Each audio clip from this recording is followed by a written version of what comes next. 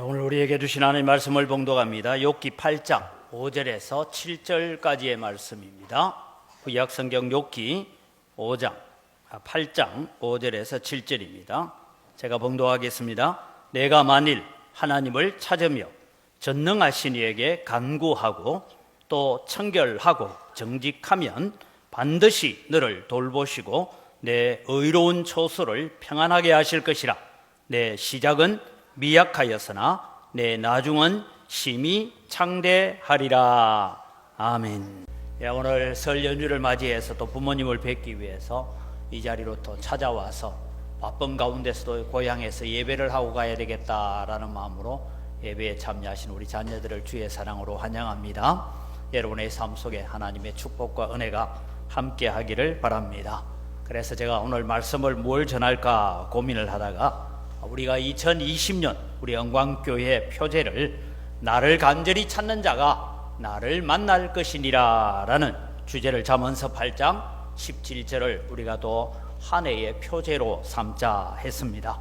그리고 혹 오늘 우리가 오후 예배가 없으니까 여러분 가정에 또 가서 헤어지기 전에 우리 가족 예배 순서지를 미리 만들어 놓았는데 안에 설교 내용은 지난 우리 어제 설날 아침에 드리십시오 하는 내용과 같은 것인데, 제가 2020년 들어오면서 우리 교회 표제를 가지고 설교했던 내용을 적어 놓았습니다.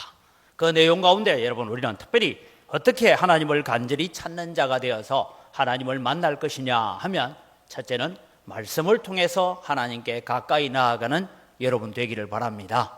그 다음에는 예배를 통해서 하나님께 가까이 나아가야 된다. 그래서 신령과 진정으로 드리는 예배를 통하여 하나님께 나아가야 되고, 기도로 하나님께 나아갈 때 하나님께서 응답하신다. 그리고 우리는 다른 성도와 교제하면서 저 성도 가운데서 함께 하신 하나님, 저 성도의 가정에 함께 하신 하나님을 우리가 바라보면서도 그 하나님을 만날 수 있어야 되고, 그 다음에 우리는 교회를 위해서 눈물과 땀을 쏟으면서 성김과 봉사를 통해서 하나님을 만날 수 있다라고 말씀을 드렸습니다.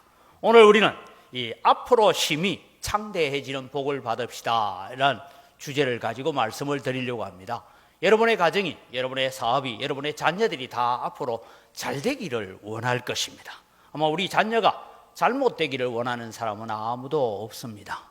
비록 악인이라도 자기의 자녀들이 잘 되기를 바라고 오늘보다는 내일이 더 나아지기를 바라는 마음에서 여러분은 열심히 사업도 하고 장사도 하고 일도 하고 수고할 것입니다. 무엇 때문에요?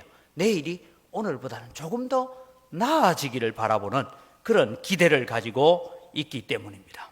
여러분, 오늘 본문의 말씀은 욥이 친구의 입술을 통하여 주시는 이 권면의 말 중에 나오는 얘기입니다. 그래서 여러분, 우리가 성경을 좀 더 잘 이해하기 위해서 오늘 본문이 예전에 사용하던 개역 한글 성경에는 어떻게 바뀌어져 있는가 하는 것을 살펴봅니다. 개역 성경을 보면 이렇게 말씀하고 있습니다. 내가 만일 하나님을 부지런히 구하며, 여러분 그냥 오늘 성경에는 하나님을 찾으며 했는데 부지런히 열심을 품고 하나님을 구하고 전능하신 이에게 빌고 또 청결하고 정직하면 정녕 너를 돌아보시고 내 의로운 집으로 형통하게 하실 것이라. 누구 집이 의로운 집이 됩니까? 마음이 청결하고 정직한 자로 살아가는 내 의로운 집을 형통하게 하실 것이라. 내 시작은 미약하였으나 내 나중은 심히 창대하리라 라고 적고 있습니다. 오늘 이 본문의 말씀이 여러분의 가정과 여러분의 자녀들의 가정과 아직 자라나고 있는 우리 어린 자녀들 장래에 이루어지는 축복의 말씀, 약속의 말씀이 되기를 주의 이름으로 축복합니다. 여러분, 우리는 욥이 당한 절망, 욥이 당한 고난이 얼마나 큰 것인가 하는 것을 우리는 욥기서 1장에서부터 13절에 21절 사이에 나오는 말씀과 2장 7절에서 10절에 나오는 말씀을 보면 욥이 당한 절망은 어떤 것입니까 하는 질문에 우리는 이미 답을 다 알고 있습니다. 어느 날 한 사람이 달려와서 보고합니다. 주인의 아들들이 지금 그 10명의 자녀들이 잔치를 하고 있는데 갑자기 급한 바람이 불어와서 그 집에 무너지며 나만 홀로 남았기로 이 소식을 전하러 왔습니다 라는 말이 끝나기도 전에 또 누가 하나 따라와서 나만 혼자 남았습니다. 저 들에서 양을 치고 있는데 서바 사람들이 와서 모든 걸 다 점령해 가버렸습니다. 나만 홀로 남았습니다. 나만 홀로 남았습니다라는 보고를 받아들고 이 욥이 고백합니다. 내가 모태에서 적신으로 나와서오니 적신으로 돌아갈 것이라. 주신 자도 여호와시요 취하신 자도 여호와시니 오직 여호와만 영광을 받기를 원합니다. 그래서 끝나는 줄 알았더니 욥의 몸에 헌대가 납니다. 요즘 말하면 아토피예요. 너무 가려워서 기와장 조각을 가지고 긁어야 될 정도로 가려움을 이기지 못하고 있을 때 하물며 욥의 아내조차도 그래도 당신은 하나님 앞에 의롭다고 말하느냐, 차라리 하나님 저주하고 죽어라, 그렇게 말할 정도로 고난을 겪었습니다. 아마도 이 세상 사람들 중에, 살았던 사람들 중에 욥과 같은 고난을 겪은 사람은 없을 것입니다. 그래서 어떤 자유주의 신학자들은 이 욥기서를 두고 이렇게 말합니다. 욥기서는 실제로 있었던 일이 아니고 상상으로 지어낸 우화다, 그렇게 말하고 있습니다. 우리가 이솝우화나 우리가 전설에 나오는 전설처럼 그냥 지어낸 이야기라고 그렇게 말을 하는 신학자들이 있습니다. 그래서 저도 그 말이 진짜일까? 정말 이런 일이 있을 수가 있을까? 하고 성경을 읽어보니 성경은 욥은 분명한 역사적 한 시점에 살았던 인물이라고 적고 있습니다. 그게 어디에 나오느냐 하면 에스겔 14장 14절과 20절이 거의 똑같은 본문인데 이런 말입니다. 비록 노아와 다니엘, 욥 이 세 사람이 거기에 있을지라도 그들은 자기의 공의로 자기의 생명만 건지리라. 나 주 여호와의 말이니라. 이 말씀이 무슨 얘기를 할 때 나오는 얘기냐 하면 하나님께서 내가 유다 땅 예루살렘을 씻어서 엎어버린 그릇처럼 해서 내가 이 유다 땅을 징계하겠고 진노하겠다라고 말씀하실 때에 하나님께서 비록 노아가 거기 있다 할지라도, 거기에 다니엘이 거기 있다 할지라도, 욥이 거기에 있다 할지라도 하면서 역사적 사실, 역사적 인물임을 이야기하고 있습니다.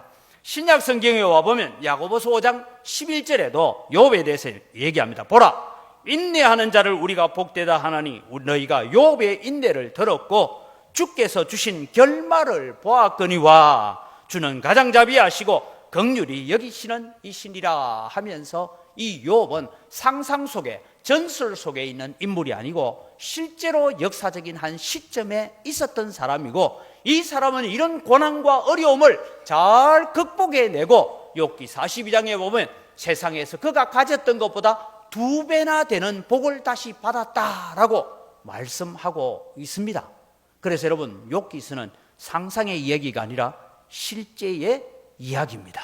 그렇다면 욥에게 베풀으신 은혜가 우리에게도 실제로 이루어질 수 있는 복인 줄 믿으시기 바랍니다. 그러려면 어떻게 해야 되느냐? 오늘 성경은 이 본문은 빌닷이라는 이 친구가 욥을 정죄하면서 하는 얘기입니다.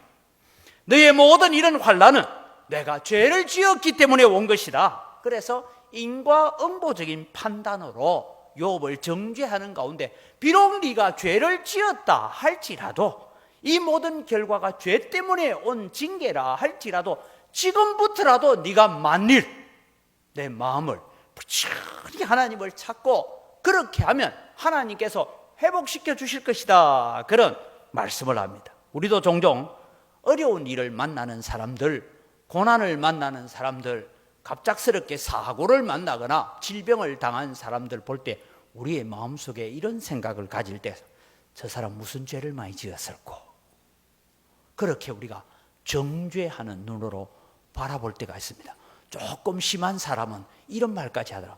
내 네 그래 될 줄 알았다. 이렇게까지 인과응보적인 차원에서 바라봅니다.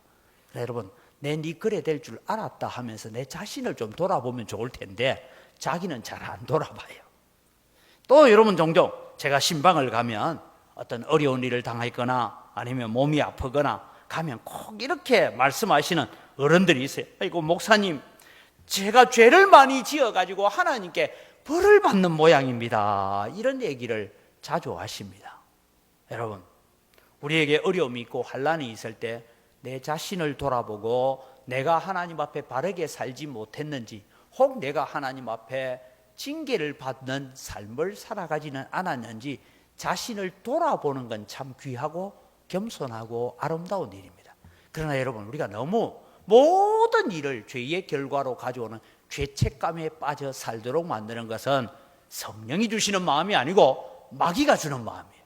그래서 여러분, 우리는 우리에게 어려움이 있고 고난이 있을 때에 하나님 앞에 우리 자신을 돌아볼 뿐만 아니라 하나님, 이 시험을 통하여, 이 테스트를 통하여 하나님께서 더 큰 은혜를 주실 줄 믿습니다.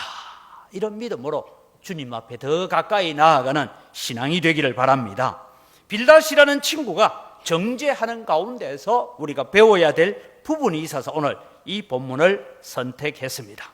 비록 우리가 죄 때문에 당하는 징벌이든지 아니면 더 큰 은혜를 주시기 위한 테스트 과정에서 우리에게 주어지는 시험이든지 우리는 이 시험들을 감당해 갈 때에 오히려 축복과 은혜로 바꾸어 놓는 비결을 오늘 배우는 시간이 되시기를 바랍니다. 그래서 두 번째로 하나님을 찾는다라는 말은 뭐냐? 부지런히 구한다는 것은 무엇을 의미합니까? 라는 것을 생각해 보려고 합니다. 여러분, 하나님을 찾는다, 부지런히 하나님을 구한다라는 의미는 구약 성경에서 하나님 앞에 제사하러 간다라는 의미와 동일하게 쓰일 때가 많습니다. 이것은 오늘 우리의 삶으로 돌아보면 우리는 바른 예배 생활을 회복한다라는 것입니다. 하나님은 부지런히 예배하는 자, 부지런히 하나님을 찾는 자들을 하나님도 또한 찾고 계십니다. 예수님께서도 수가성 여인을 만나서 말씀합니다. 요한복음 4장 23절을 보면 아버지께 참되게 예배하는 자들은 영과 진리로 예배할 때가 오나니 곧 이때라. 아버지께서는 자기에게 이렇게 예배하는 자들을 찾으시느리라. 찾고 계신다.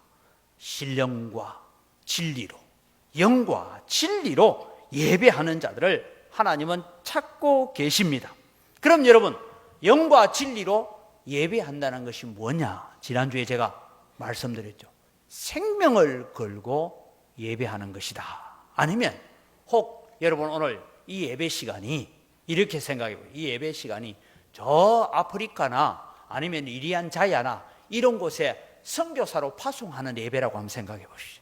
내가 이제 이곳에서 예배를 드리고 고향 교회에서 예배를 드리고 다시 돌아와서 이곳에 예배 드릴 수 있는 시간이 언제 있는지 모르는 그런 예배 가운데 참석하는 예배라면 여러분, 편안하게 앉아 있겠습니까? 긴장해서 말씀을 듣고 예배하겠습니까? 모든 나를 위해서 기도하는 기도가, 설교 한 자락 한 자락이 다 가슴속에 새겨집니다. 주님, 제가 저 토인들이 사는 아프리카의 이리안 자야 같은 곳에 가서 선교를 사역을 하다가 4년 뒤에 안식년이 있다고 하지만 그때까지 올란지 안 올란지도 모르는 그런 기약 없는 삶을 살면서 마지막 예배를 드린다. 그런 마음으로 예배하는 것이 신령과 진정으로 드리는 예배입니다. 그래서 역대하 11장 16절에 귀한 말씀이 있습니다. 이스라엘 모든 지파 중에 마음을 굳게 하여 이스라엘의 하나님 여호와를 찾는 자들이 레위 사람을 따라 예루살렘에 이르러 그들의 조상들의 하나님 여호와께 제사하고자 한지라. 찾는다라는 건 제사하는 겁니다. 역대상 16장 10절과 11절, 그것은 시편 105편 3절 4절에 이어지는 말씀입니다. 그의 성호를 자랑하라. 여호와를 구하는 자마다 마음이 즐거울지로다. 여호와와 그의 능력을 구할지어다. 항상 그의 얼굴을 찾을지어다. 이 말이 예배한다, 그런 의미를 가지고 있습니다. 여러분, 오늘 우리 자녀들에게 여러분 꼭 가르치십시오. 세상에 그 무엇보다 중요한 것은 하나님을 예배하는 것이다. 어떻게 예배해야 되냐? 생명 걸고 예배해야 된다. 목숨을 걸고 예배해야 된다라고 가르쳐 가십시오. 그러면 여러분, 내 나중이 힘이 창대해지는 복을 받을 줄 믿습니다. 이것을 여러분 오늘 예배에 참여하신 여러분의 마음, 우리 자녀들의 마음에 꼭 새기시기를 바랍니다. 시편 27편 8절입니다.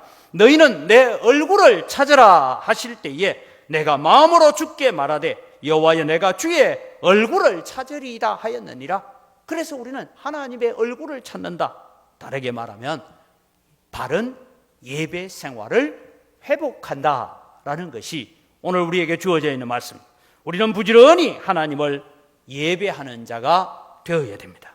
2020년에 사랑하는 성도 여러분, 오늘 고향을 방문하거나 또 우리 부모님을 찾아오신 우리 자녀들에게 권면합니다.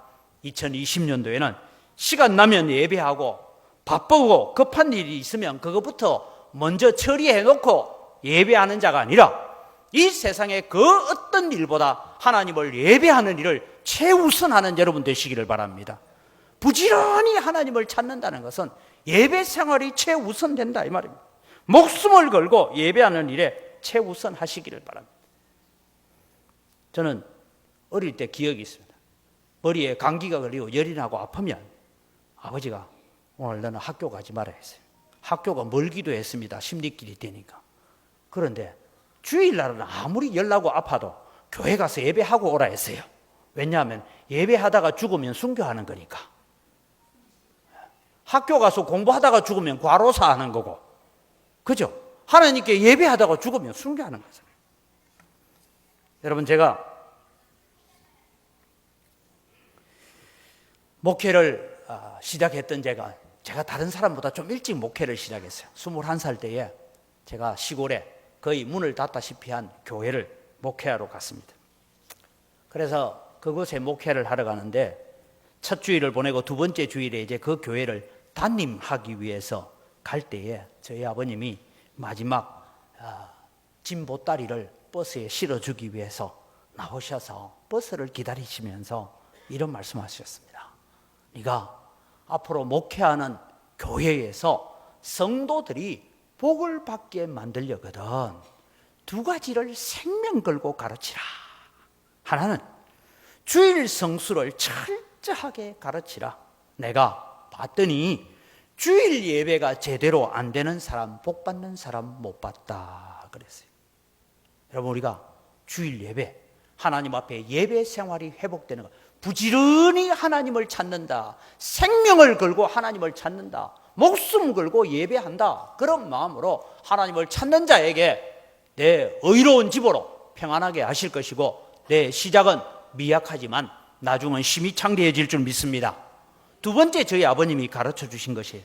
11조의 헌금 생활을 똑바로 가르치라. 저는 어렸을 때부터 11조 생활을 옆에서 철저하게 배웠습니다. 하나님께서 자기를 시험해 보라고 하신 구절은 11조밖에 없다.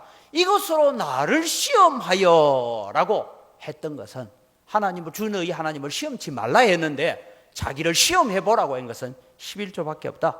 이 두 가지를 다 잘했는데도 복을 받지 못하면 나한테 데리고 와라. 내가 갚아줄게 하셨어요. 지금은 이제 안 돼요. 우리 아버지 천국 갔어요. 그런데 여러분, 이 두 가지를 말씀하셨어요.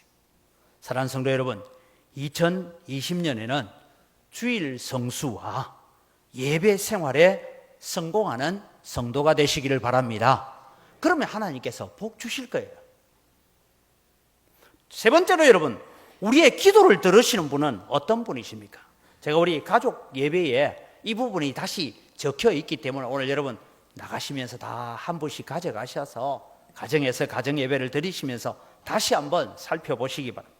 우리의 기도를 들으시는 분은 어떠냐? 우리는 예배할 때마다 사도신경 신앙 고백을 합니다. 고백의 첫 번째가 무엇입니까? 나는 전능하신 아버지 하나님 천지의 창조주를 믿습니다. 그렇게 고백해요. 그런데 여러분, 죄송합니다. 목사도요, 기도하다가 어떤 마음이 들어요? 아이고, 이 문제는 내가 기도하기는 하지만 하나님이 오셔도 안 될 것 같다라는 생각이 드는 문제가 있어요, 없어요? 가끔씩 있습니다. 그런데 여러분, 나중에 제가 광고 시간에 말씀드리죠. 오늘 여러분 이 동네 들어오면서 이상한 현수막 붙어 있는 거 보셨죠? 안 보셨습니까? 누문 구역에 조합장, 이사, 감사 자격 없음이 광주 고등법원에서 지난 수요일 날 판결을 받았습니다. 여러분, 제1심 판결에서는요, 우리는 아무런 이유가 없다고 패소당했어요. 그런데 이번에 2심에서 뒤집었어요.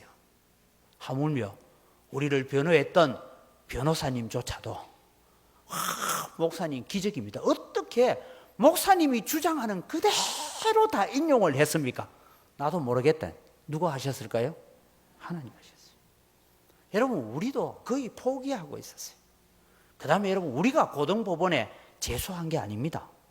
우리가 9대1로 졌는데, 따지자면 10% 우리가 이기고 90% 조합이 이겼는데, 저거가 10% 진 거 그거마저 다 이기려고 항소하는 바람에 우리가 부대 항소를 했어요. 따라서 응소하는 항소를 했는데 확 뒤집어 버렸어요.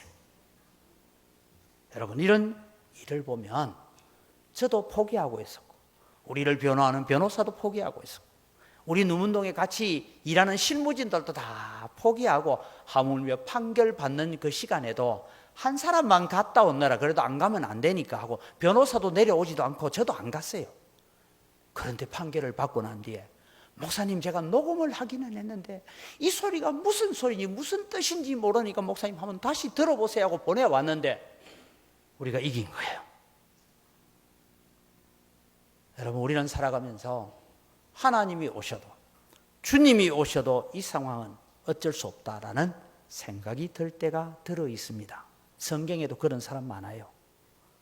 가나안 땅을 정탐했던 10명의 정탐꾼들이 가나안 땅을 다 돌아보고 난 다음에, 과연 우리가 그 땅에 들어갔더니 그 땅은 젖과 꿀이 흐르는 땅입니다. 그 땅에서 나는 포도를 가져왔습니다. 그 땅에서 나는 석류를 가져왔습니다. 그렇게 자랑 실컷 해놓고 그 다음에 하는 얘기가 뭡니까? 그 땅에 들어갔더니 안악 자손들인데 거인 족속들이 있는데, 우리가 그 옆에 섰더니 우리는 메뚜기 같습니다. 우리는 못 들어갑니다. 홍해를 가르신 하나님도, 애굽 땅에서 10가지 재앙을 내리신 하나님도, 오늘 우리에게 만나와 메추라기를 주시는 하나님도, 반석을 쪼개어서 물을 내게 하신 하나님도, 가나안에 있는 안악 자손들 앞에서는 하나님도 별 볼 일 없습니다. 그렇게 외쳤던 사람들이 10명의 정탐꾼입니다. 그러나 여러분, 우리는 잘 알다시피 여호수아와 갈렙은 아닙니다. 하나님이 우리를 기뻐하시기만 하면 그들은 우리의 밥입니다. 갑시다.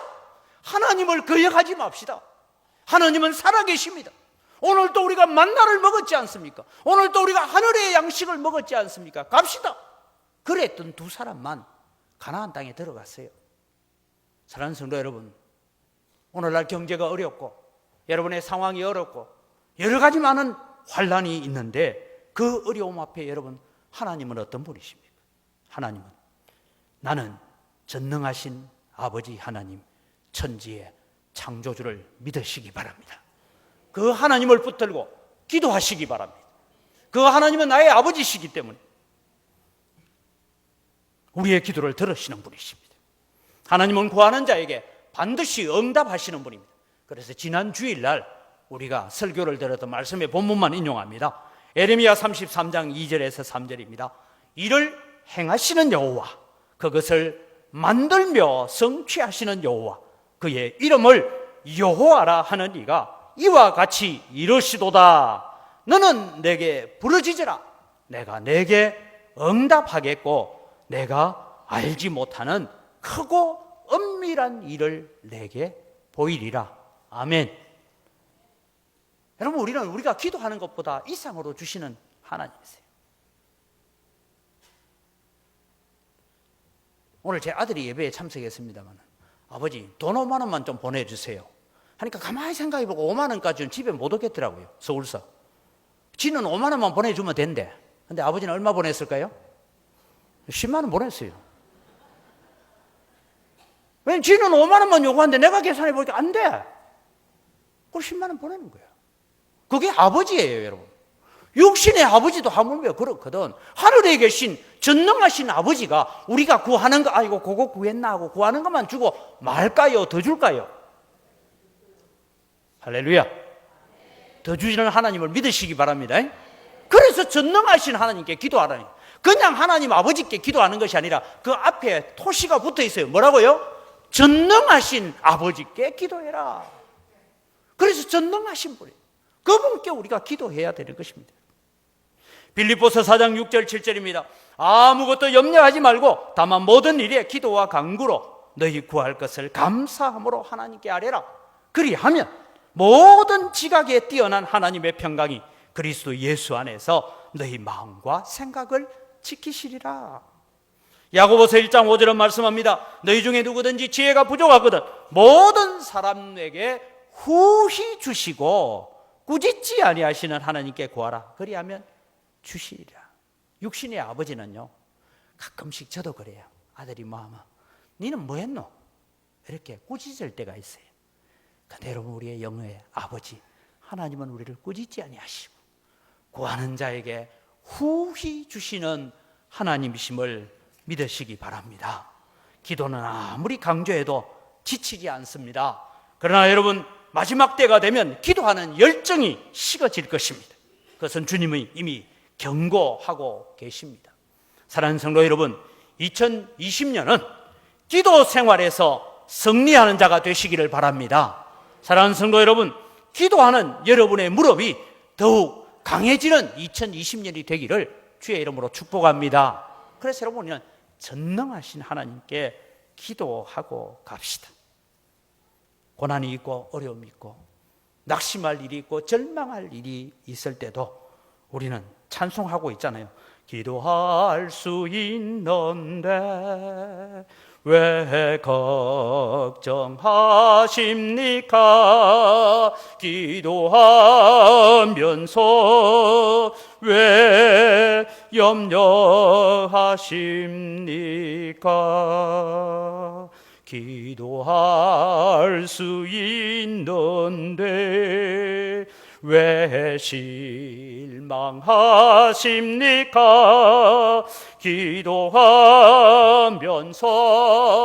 왜 방황하십니까?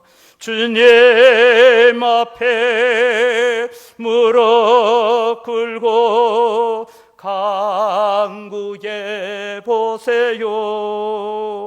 마음을 정결하게 뜻을 다하여 기도할 수 있는데 왜 걱정하십니까?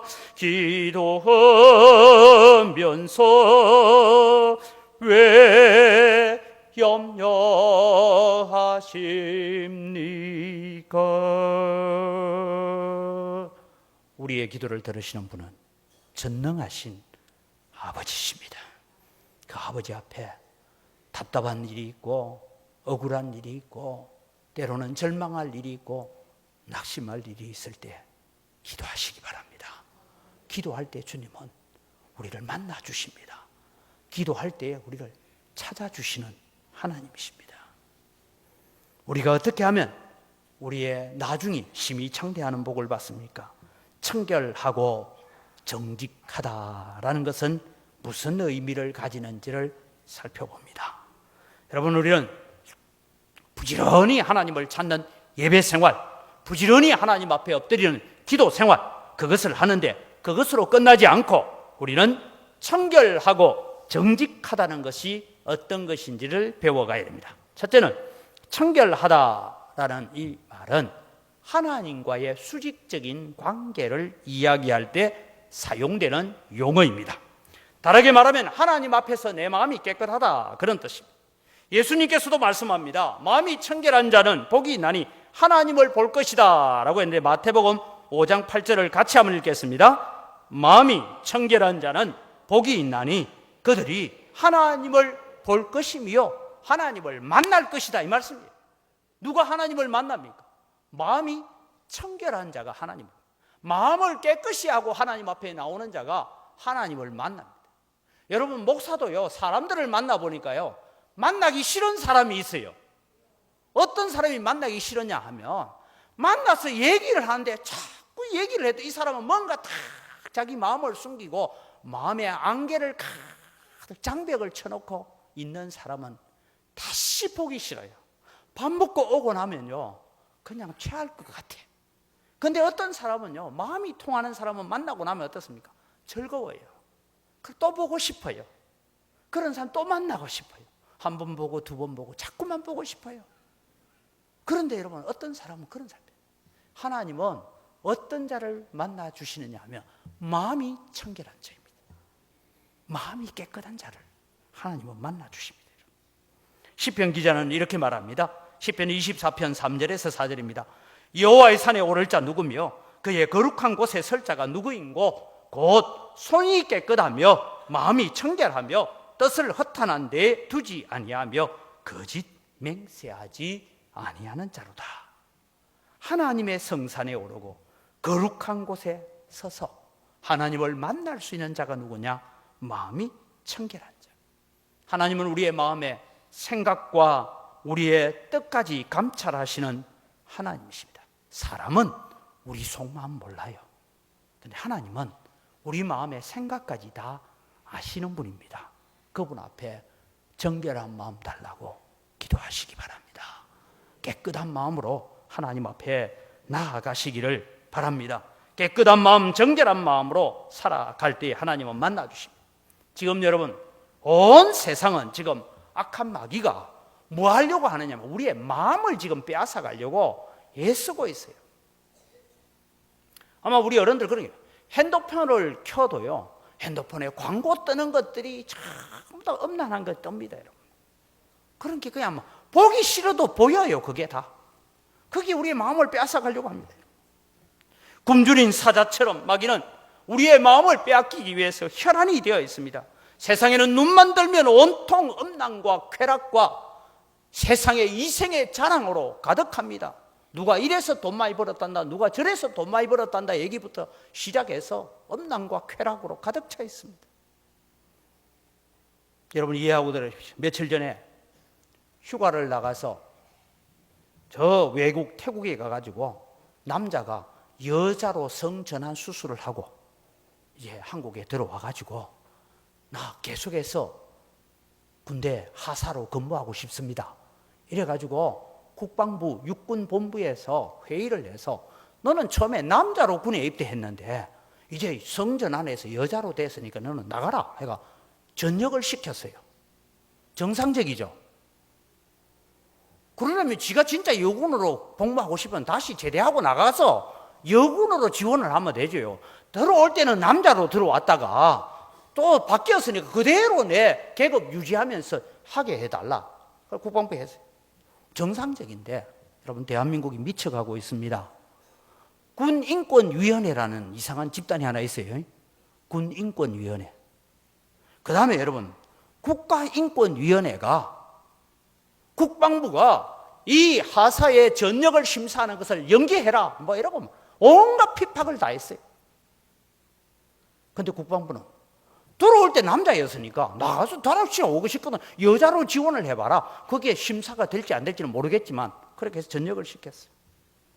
여러분 이게 정상적인 군인권위원회가 아닙니다.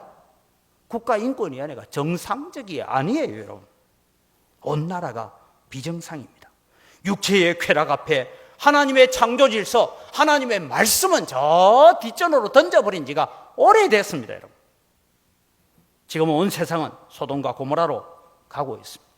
그런데 저는 이런 얘기를 들으면서 이런 생각이 어제 설교 준비하면서 떠올랐습니다. 자꾸 여러분 우리의 자녀들이요 이런 얘기 자꾸 듣다 보면 면역이 생겨요. 무감각해져요. 옛날에 여러분 우리 동네에서 좀 가까운 데입니다. 지존파가 사람을 죽이고 생육을 먹으면서 결단을 하고 했다는 그 얘기 뉴스 나왔을 때요 밥 못 먹은 사람들이 부지기수였어요. 너무 징그러웠어요. 뉴스만 보고 인육을 먹었다 이 얘기 듣고 이랬어요. 이제는 웬만한 곳에 토막살인 사건 났다 해도 여러분 마음속에도 아이고 거기 누구 하나 죽었는가 보다. 무감각해지지 않아요? 누가 마약 했단다. 아이고 또 하나 생겼구나. 어디서 불이 나서 몇 명 죽었단다. 아이고 하나 죽고.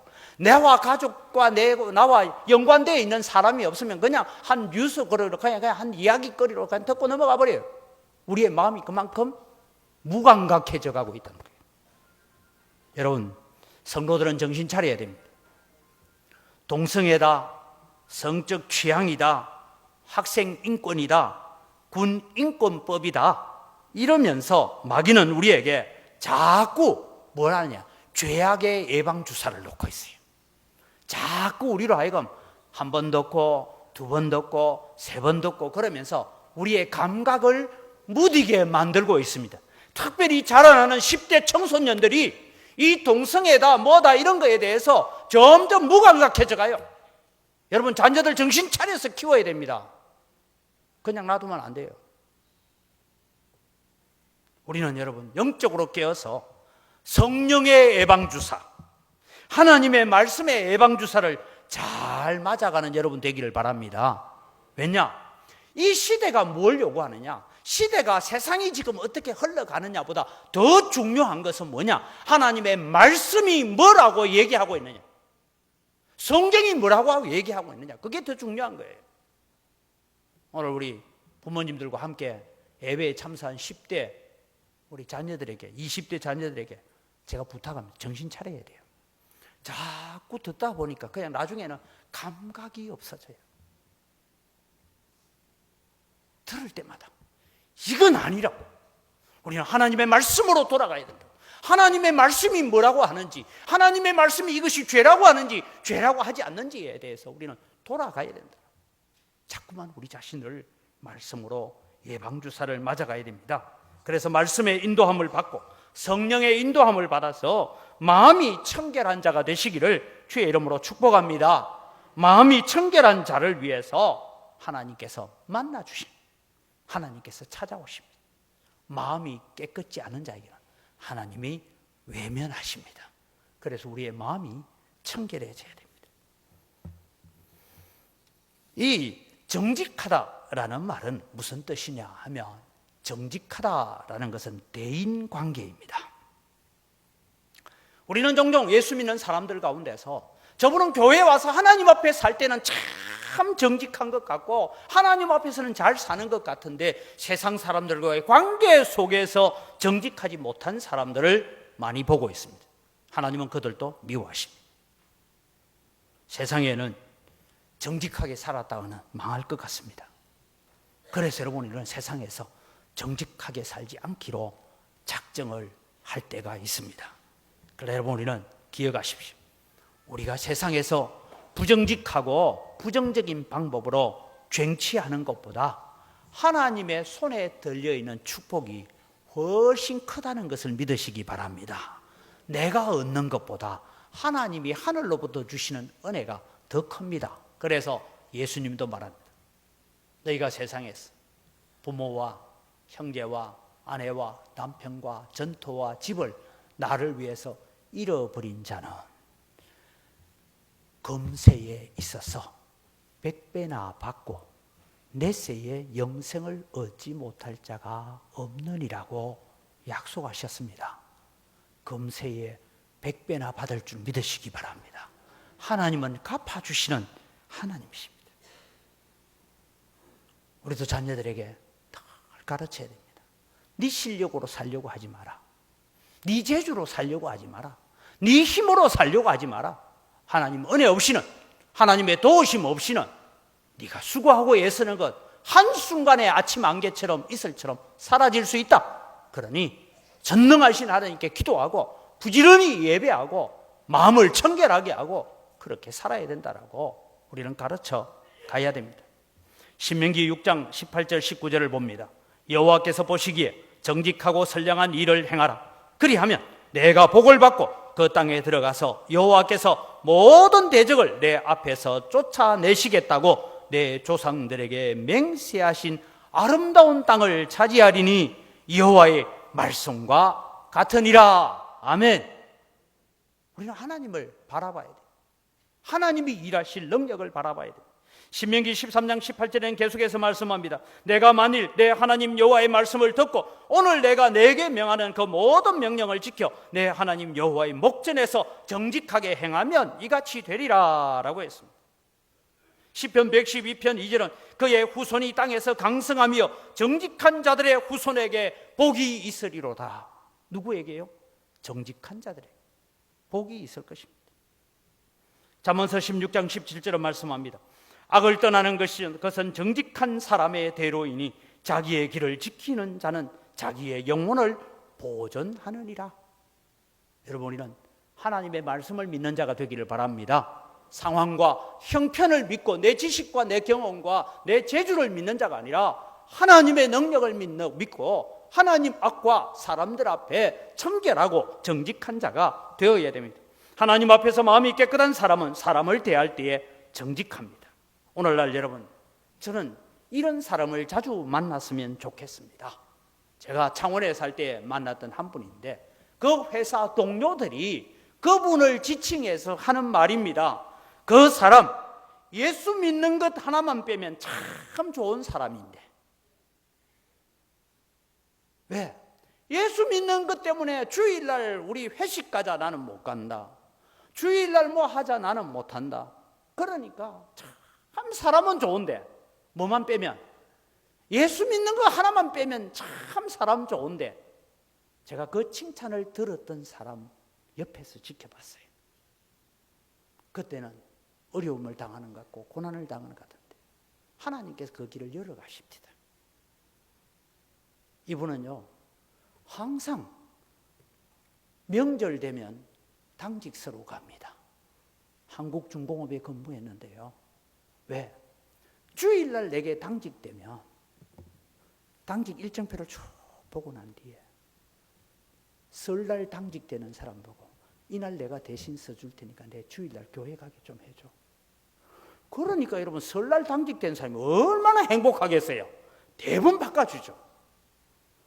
추석날 당직된 사람에게 네가 이 주일날 대신 서면 내가 추석날 대신 써줄 테니까 자리 바꾸자.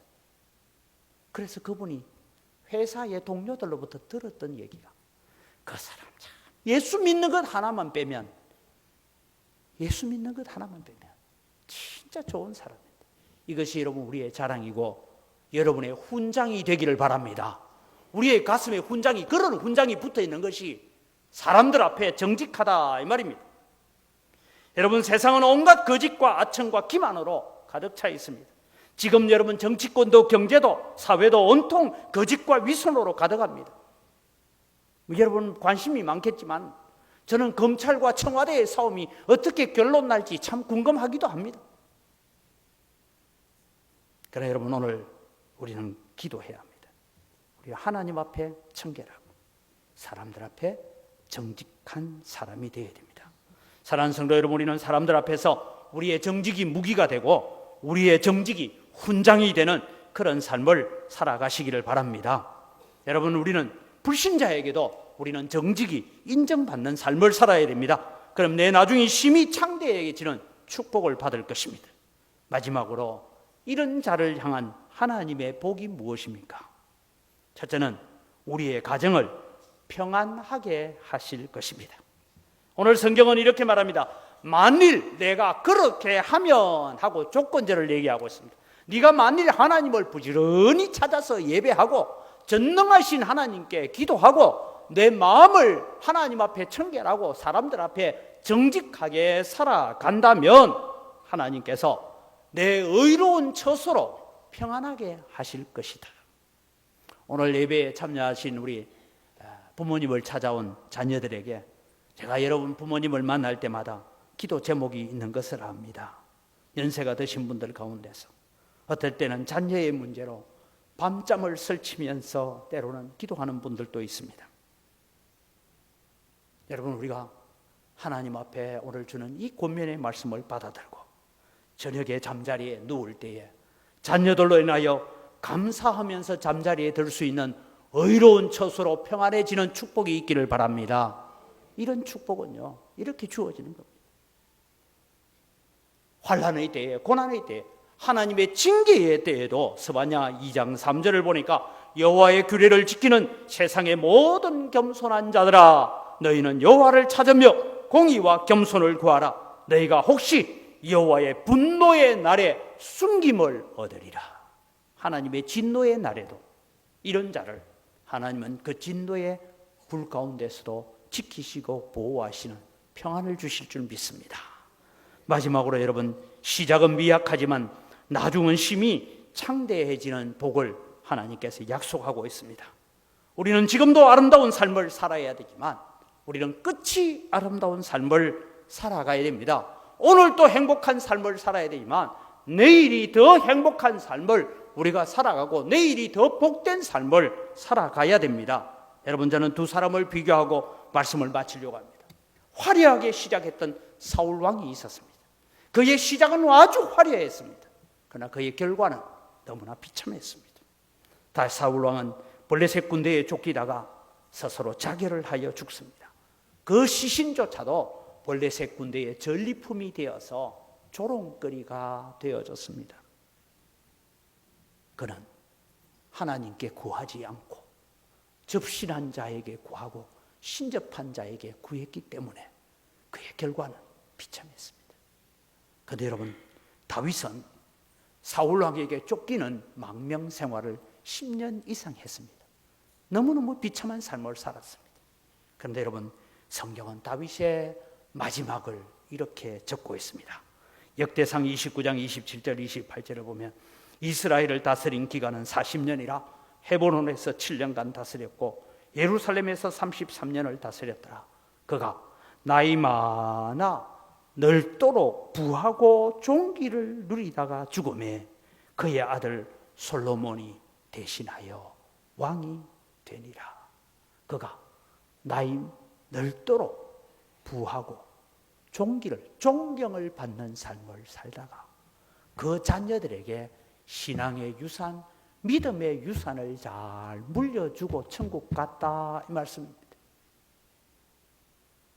저 아버지는 그렇게 신앙생활 잘했는데 그 자식은 와 그런지 모르겠다. 이러면 그거 잘못 사는 거잖아요.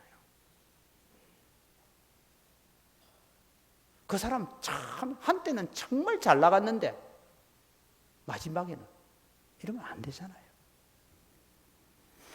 사랑하는 성도 여러분, 2020년은 하나님을 부지런히 찾는 예배 생활에 성공하고 기도 생활에 성공하는 해로 만들어 가시기 바랍니다. 집안이 평안하고 나중이 심히 창대해지는 축복을 누리는 원년 2020년을 만들어 가기 위해서 신년 첫 주에 제가 주셨던 말씀을 여러분 마음속에 다시 새기십시오. 이 예배 순서지에 있는, 명절 예배 순서지에 있는 요약이, 설교 요약이 신년 예배 때 제가 드렸던 겁니다. 나를 간절히 찾는 자가 나를 만날 것이다. 그렇다면 여러분, 2020년에는 이런 놀라운 축복을 받아들고 하나님의 은혜에 감사하는 한 해가 시작되어지는 축복이 여러분의 가정 속에 있기를 주님의 이름으로 축복합니다. 이 시간 우리의 한 목소리로 옆에 있는 우리 자녀들 손을 붙잡고 함께 기도하기를 원합니다. 하나님을 간절히 찾는 예배 생활 성공하고 기도 생활 성공하고 하나님 앞에 정직하고 사람들 앞에 정직하여서 하나님이 우리의 가정을 평안하게 하시고 우리의 나중이 심히 창대해지는 축복을 누리는 가정, 우리의 자녀들 되게 하여 주옵소서. 한 목소리로 주여 한번 외치고 기도합니다. 주여! 아버지 하나님, 은혜를 이 시간 감사합니다. 오늘 또 저희들이 주님 앞에 나와 기도합니다. 하나님 아버지, 은혜를 다하여 주시고 복을 내려 주시옵기를 원합니다. 아버지 하나님, 오늘 또 저희들에게 주님 주신 복을 기억하면서 하나님 앞에 살아가기를 원합니다. 하나님 아버지, 오늘 또 주님이여 우리의 자녀들이 아버지의 이 크신 사랑과 이 크신 은혜를 기억하며 살아가게 하시고 하나님의 영광 앞에 서는 주님이여 믿음의 귀한 자녀들 되어지도록 주님 역사하여 주시옵기를 간절히 바라옵고나.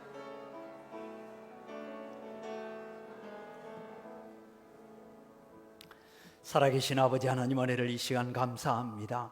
설 명절을 맞이하여 3대가 한자리에 모여서 함께 예배하면서 하나님의 말씀을 기억하고 우리가 다시 한번 하나님의 말씀 앞에 헌신하고 결단하고 또 우리의 연약함을 회개합니다. 하나님, 2020년도에는 하나님을 간절히 찾아서 하나님을 만나는 자가 되게 하여 주시옵소서. 부지런히 하나님을 예배하고 생명 걸고 예배하는 자들 되게 하여 주시옵소서. 전능하신 하나님 앞에 기도의 무릎들이 더욱더 강해지게 하시고 기도의 시간들이 더 늘어나게 하여 주시옵소서. 그래서 주님, 우리가 하나님 앞에 정결한 마음과 사람들 앞에 정직한 삶을 살아가서 하나님이 우리에게 베풀으시는 놀라운 은혜들, 우리의 가정에 평안이 넘치게 하시고 하나님의 영광을 찬송하는 찬송이 울려 퍼지는 가정이 되게 하여 주시옵소서. 뿐만 아니라 우리의 자녀들이, 우리의 후손들이 나중에 힘이 더 창대하는 자들 되게 하시고, 우리 연로하신 분들 세상을 살아온 지금까지의 삶도 아름다웠겠지만 주님 앞에 설 때의 그 모습이 더 아름답게 하셔서 천국 가기 전에 자녀들에게, 후손들에게 믿음의 유산, 신앙의 유산, 믿음의 아름다운 유언을 남기고, 나는 저 천국 가는데 너희들도 예수 잘 믿고 저기서 다시 만나자라는 아름다운 유언을 남기고 천국 가는 우리 귀한 성도들 되게 하여 주시옵소서. 감사합니다. 예수님 이름으로 기도드립니다. 아멘.